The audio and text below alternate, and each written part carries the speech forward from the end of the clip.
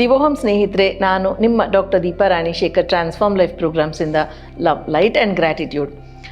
Luck, ಅದೃಷ್ಟ, ಎಷ್ಟು ಜನರಿಗೆ ನಂಬಿಕೆ ಇದೆ, ಎಷ್ಟು ಜನರಿಗೆ ನನಗೆ ಲಕ್ ಇಲ್ಲ ಅಂತ ಅನಿಸುತ್ತೆ, ಎಲ್ರಿಗೂ ಅದೃಷ್ಟ ಇದೆ ನನಗಿಲ್ಲ ಅಂತ ಅನಿಸುತ್ತೆ, ಕಷ್ಟಪಡ್ತೀನಿ ಎಲ್ಲ ಮಾಡ್ತೀನಿ ಅದೃಷ್ಟನೇ ಇಲ್ಲ ಅಂತ ಅನಿಸುತ್ತೆ.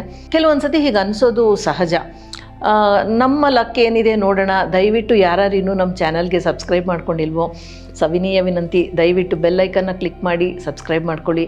ಯಾರೆಲ್ಲ ಆಲ್ರೆಡಿ ಮಾಡ್ಕೊಂಡಿದ್ದೀರೋ ನಿಮಗೆ ನನ್ನ ತುಂಬು ಹೃದಯದ ವಂದನೆಗಳು. ತುಂಬ ಜನ ಲೈಕ್ ಮಾಡ್ತೀರಾ, ಶೇರ್ ಮಾಡ್ತೀರಾ, ಮತ್ತು ಕಾಮೆಂಟ್ ಕೂಡ ಮಾಡ್ತೀರಾ. ಸುಮಾರು ಜನಕ್ಕೆ ನಾನು ಕೂಡ ಪ್ರತ್ಯುತ್ತರವನ್ನು ಕೊಡ್ತಾ ಇರ್ತೀನಿ. ಸೊ ಈ ಅದೃಷ್ಟ ಅಂತ ಅನ್ನೋದು ನಮ್ಮನ್ನು ಹುಡ್ಕೊಂಡು ಬರೋದಿಲ್ಲ, ಬಂತು ಬರಲ್ಲ ಅನ್ನೋದು ಒಂದು ಮಾತಾದರೆ, ನಾವು ಅದೃಷ್ಟನ ನಮಗೆ ನಾವೇ ಮಾಡ್ಕೊಳ್ಬೇಕಾಗತ್ತೆ, ಅಂದರೆ ಸೃಷ್ಟಿಸ್ಕೋಬೇಕಾಗತ್ತೆ, ಕ್ರಿಯೇಟ್ ಮಾಡಬೇಕಾಗತ್ತೆ.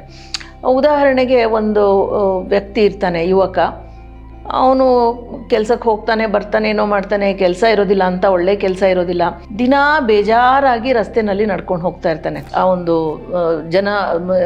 ಜನ ತುಂಬ ಇರುವಂಥ ಒಂದು ರಸ್ತೆ, ಅಲ್ಲಿ ಮಾರ್ಕೆಟ್ ಇರುತ್ತೆ, ಜನ ಓಡಾಡ್ತಿರ್ತಾರೆ, ತುಂಬ ಬೇಜಾರಾಗಿ ದಿನಾ ಹೋಗ್ತಿರ್ತಾನೆ. ಒಂಥರ ಮುಖ ಸಪ್ಪೆ ಇರತ್ತೆ ಯಾವಾಗಲೂ. ಒಂದು ಹಣ್ಣು ಮುದುಕಿ ಅಲ್ಲಿ ಕೂತ್ಕೊಂಡು ಅದೇನೋ ಹಣ್ಣು ಅದು ಇದು ಮಾರ್ತಾ ಇರಬೇಕಾದ್ರೆ ಪ್ರತಿದಿನ ಈ ಹುಡುಗನ ಹೀಗೆ ನೋಡಿದಾಗ, ಯಾಕಪ್ಪ ತಮ್ಮ ಹೀಗೆ ಬೇಜಾರಾಗಿ ಹೋಗ್ತೀಯ ನೀನು ಅಂತಂದಾಗ, ಅದೃಷ್ಟನೇ ನನ್ನ ಪಾಲಿಗಿಲ್ಲ, ನಾನು ಏನೇ ಮಾಡಿದ್ರೂ ಅದೃಷ್ಟ ನನಗೆ ಬರ್ತಾ ಇಲ್ಲ, ಹಾಗಾಗಿ ನಾನು ದುಃಖಿಸ್ಕೋತಾ ಇದ್ದೀನಿ ಅಂತ ಹೇಳ್ತಾನೆ. ಆಗ ಆ ಮುದುಕಿ ಆತನಿಗೆ ಬುದ್ಧಿವಾದವನ್ನು ಹೇಳ್ತಾ, ನೋಡಪ್ಪ, ಅದೃಷ್ಟ ನಮ್ಮನ್ನು ಹುಡ್ಕೊಂಡು ಬರೋಲ್ಲ ಅನ್ನೋದು ತಪ್ಪು. ಅದೃಷ್ಟ ಯಾವಾಗಲೂ ನಮ್ಮ ಸುತ್ತಮುತ್ತನೇ ಇರುತ್ತೆ. ನಾವು ಅದೃಷ್ಟದ ಹಿಂದೆ ಓಡ್ತಾ ಇದ್ದರೆ ಅದೃಷ್ಟನ ಹಿಡಿಯೋದಕ್ಕಾಗಲ್ಲ. ಅದರ ಒಂದು ವೇಗ ಅತಿ ಜಾಸ್ತಿ ಇರುತ್ತೆ, ನಮ್ಮ ವೇಗ ಹೊಂದೋದಿಲ್ಲ. ಹಾಗಾಗಿ ನಿಧಾನಕ್ಕೆ ನಾವು ಹೋಗ್ತಾ ಇದ್ದಾಗ, ಕಣ್ಣು ಕಿವಿಯನ್ನು ತೆರೆದಿಟ್ಟಾಗ ನಮ್ಮನ್ನು ಹುಡುಕೊಂಡು ಅದೃಷ್ಟ ಬರುತ್ತೆ. ಅದು ನಮ್ಮನ್ನು ಹುಡುಕೊಂಡು ಬಂದು ನಮ್ಮನ್ನು ತಟ್ಟೋವರೆಗೂ ನಾವು ಒಂದು ವೇಗದ ಮಿತಿ, ನಿಧಾನದಲ್ಲಿ ಇಟ್ಕೊಂಡಿರಬೇಕು. ಮತ್ತು ನನಗೆ ಅದೃಷ್ಟ ಬರುತ್ತೇನೋ ನಂಬಿಕೆಯಲ್ಲಿರಬೇಕು, ನಾವು ಅದರ ಹಿಂದೆ ಹೋಗಬಾರ್ದು ಅನ್ನೋ ಒಂದು ಮಾತನ್ನು ಹೇಳ್ತಾರೆ. ಸರಿ, ಇವನು ಹೌದಾ ನೋಡೋಣ, ಇದು ಮಾಡೇ ಬಿಡೋಣ ಅಂತ ಹೇಳಿಬಿಟ್ಟು ಅವನು ದಿನ ಒಂಥರ ಒಂದು ಕೋಪ, ಫ್ರಸ್ಟ್ರೇಷನ್ ಏನಿರುತ್ತೆ, ಸರ ಅಂತ ಓಡಾಡೋದು, ಸರ ಅಂತ ಬರೋದು, ಬೇಜಾರಲ್ಲಿ ಮಾಡ್ತಾ ಇರ್ತಾನೆ. ಸೊ ಅವತ್ತು ಆ ಮುದುಕಿ ಮಾತನ್ನು ಯಾಕೆ ಪಾಲಿಸಬಾರ್ದು ಅಂದ್ಕೊಂಡು ನಿಧಾನವಾಗಿ ನಡ್ಕೊಂಡು ಹೋಗ್ತಾನೆ. ನಿಧಾನ ಕಡಿಮೆ ಆದ ಕೂಡಲೇ ಅವನಿಗೆ ಸುಮಾರು ವಿಷಯಗಳು ಅಕ್ಕಪಕ್ಕ ಕಾಣುತ್ತೆ. ಒಂದು ಕಡೆ ಒಂದು ಪುಸ್ತಕದ ಹಳೆಯ ಪುಸ್ತಕಗಳನ್ನು ಹಾಕ್ಕೊಂಡಿರ್ತಾನೆ. ಯಾವುದೇ ಪುಸ್ತಕ ತೊಗೊಳ್ಳಿ, 5 ರೂಪಾಯಿ ಅಂತ ಮಾರ್ತಾ ಇರ್ತಾನೆ. ಪ್ರತಿದಿನ ಅದು ಅಲ್ಲೇ ಇದ್ದಿರತ್ತೆ, ಆತ ಗಮನಿಸಿರೋದಿಲ್ಲ. ಅಲ್ಲಿ ಹೋಗಿ ಒಂದು ಪುಸ್ತಕವನ್ನು ಕೊಂಡ್ಕೋತಾನೆ. ಆ ಪುಸ್ತಕದಲ್ಲಿ ಒಂದು ಚೀಟಿ ಇರುತ್ತೆ, ಅದರಲ್ಲಿ ಒಂದು ಫೋನ್ ನಂಬರ್ ಇರುತ್ತೆ.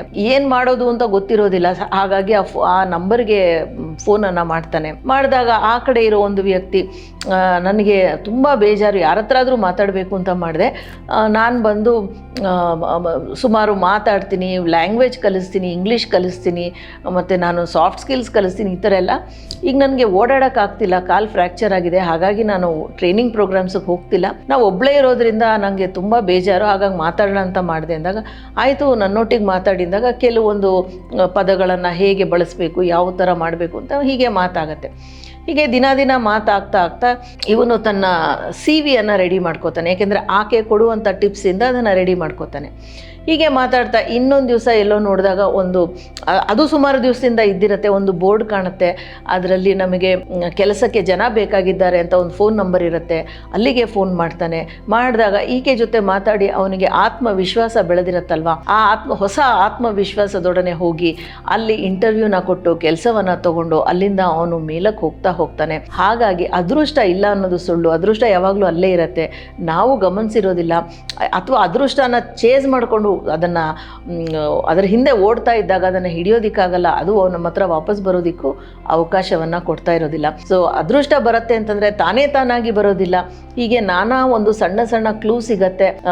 ಪಟಾಕಿ ಶ್ರುತಿಯವರು ಯಾವಾಗಲೂ ಹೇಳ್ತಾರೆ, ಸ್ವಿಚ್ ವರ್ಡ್ಸ್ ನಮಗೆ ಕೆಲಸ ಮಾಡಬೇಕಂದ್ರೆ ನಮ್ಮ ಕೆಲಸ ನಾವು ಮಾಡಬೇಕು. For switch words to work we have to work ಅಂತ. ಹಾಗೆ ಆತ ಫೋನ್ ಮಾಡಿ ಕೆಲವು ವಿಷಯ ತಿಳ್ಕೊಂಡ, ಮತ್ತು ಒಂದು ಫೋನ್ ಕಾಲನ್ನು ಮಾಡಿ ಇಂಟರ್ವ್ಯೂವನ್ನು ಕೊಟ್ಟ, ಹಾಗಾಗಿ ಕೆಲಸ ಸಿಕ್ತು. ಅದೃಷ್ಟ ಬರೋದು ಅಂದರೆ ಕೆಲಸ ತಾನಾಗಿ ಬರೋದಿಲ್ಲ. ಸೊ ಈ ವಿಷಯ ಅರ್ಥ ಮಾಡ್ಕೊಳ್ಳೋಣ.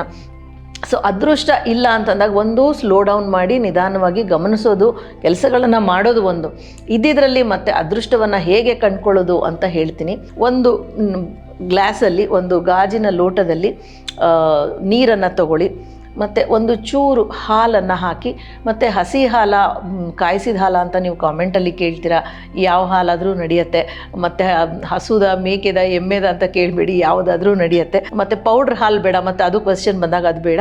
ಒಂದು ಚೂರು ಹಾಲನ್ನು ಹಾಕಿ, ಜಾಸ್ತಿ ಕೂಡ ಬೇಡ, ಒಂದು ಚೂರು ಹಾಲನ್ನು ಹಾಕಿ 2, 3 ಅಥವಾ 4 ರಸ್ತೆ ಸೇರಿದಂಥ ಒಂದು ಜಾಗದಿಂದ ಒಂದು ಸಣ್ಣ ಕಲ್ಲನ್ನು ತೊಗೊಂಬನ್ನಿ. ಒಂದು ಇಷ್ಟಾದರೂ ಸಾಕು, ಇದಕ್ಕಿಂತ ಸ್ವಲ್ಪ ಚಿಕ್ಕದು, ಸ್ವಲ್ಪ ದೊಡ್ಡದು ಯಾವ್ದಾದ್ರು ಸರಿ, ಒಂದು ಕಲ್ಲನ್ನು ತೊಗೊಂಬನ್ನಿ.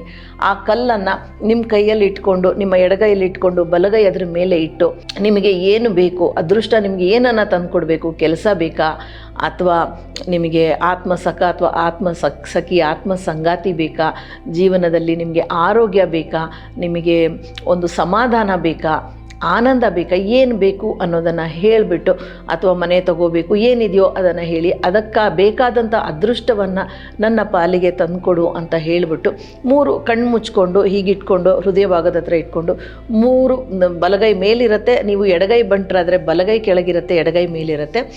ದೀರ್ಘವಾದ 3 ಉಸಿರನ್ನು ಎಳ್ಕೊಳ್ಳಿ.